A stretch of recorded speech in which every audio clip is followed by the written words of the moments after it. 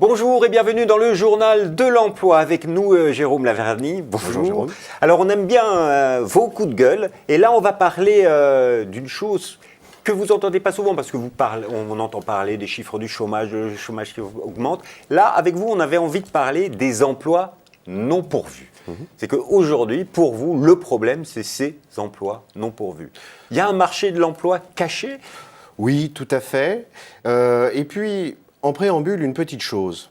C'est vrai que l'emploi, en général, et le chômage en particulier, est très fréquemment, si ce n'est systématiquement, analysé, vu, commenté et pronostiqué sous l'angle des demandeurs d'emploi, des chercheurs d'emploi. Et c'est bien légitime. Légitime, mais incomplet. Parce qu'il n'est jamais analysé, vu, commenté, etc., sous l'angle également des chercheurs d'employés, c'est-à-dire des entreprises.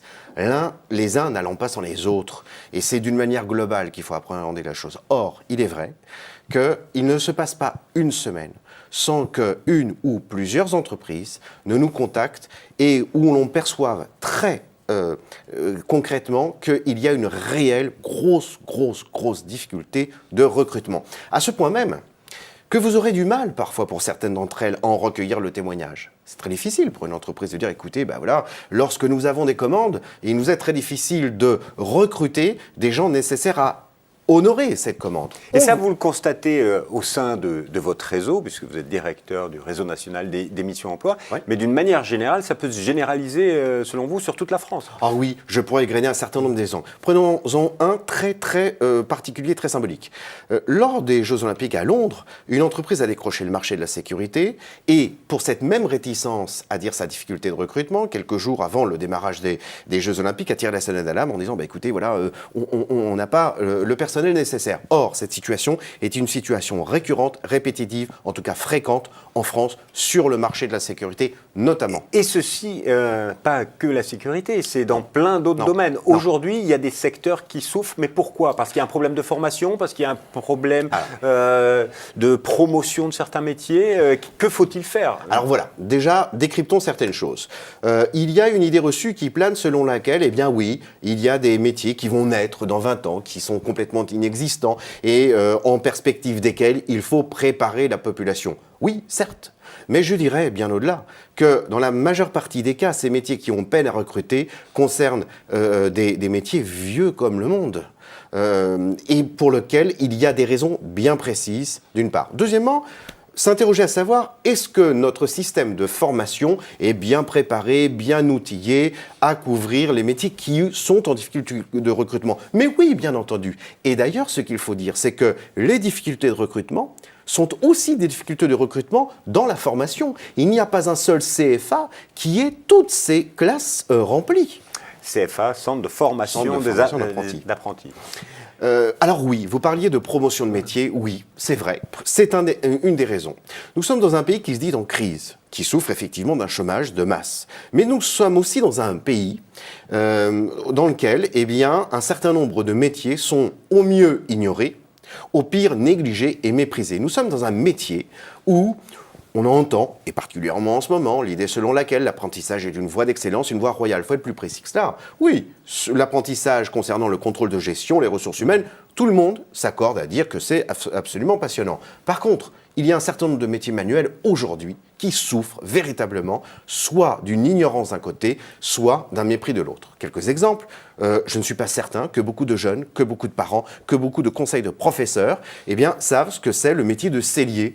Très difficile. Bon.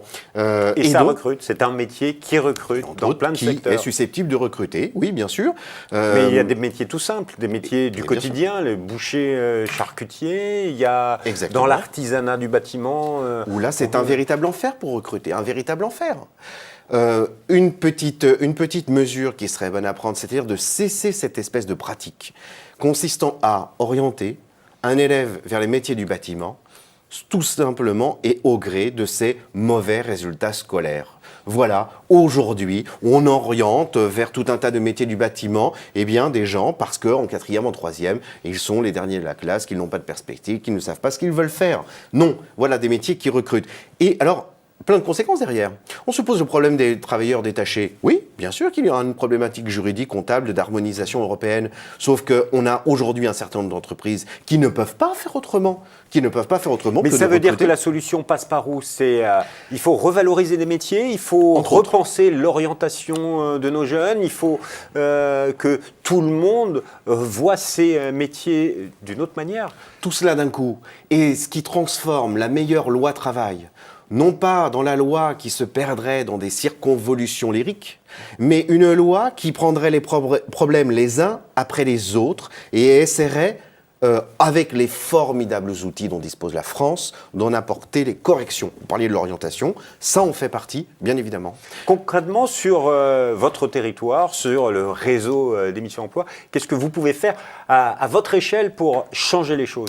Deux choses. Premièrement, vous parliez de promotion, vous avez mille fois raison. Il a suffi qu'une émission de télé-réalité soit consacrée à un métier en particulier pour que tout d'un coup ce métier, antérieurement négligé, méprisé, suppose un taux de couverture du CAP de 450%. Première chose. Et deuxième chose, avoir une vision pragmatique. Exemple, la logistique recrute énormément.